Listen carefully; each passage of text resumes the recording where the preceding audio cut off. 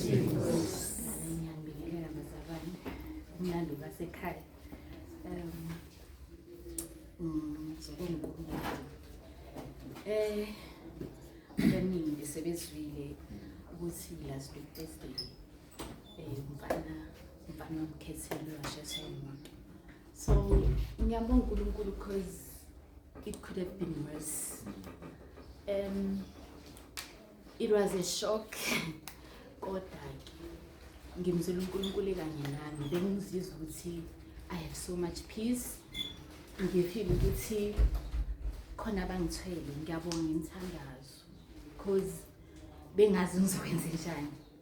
Kodwa ke uNkulunkulu enguhle uyalulama isibhedlela.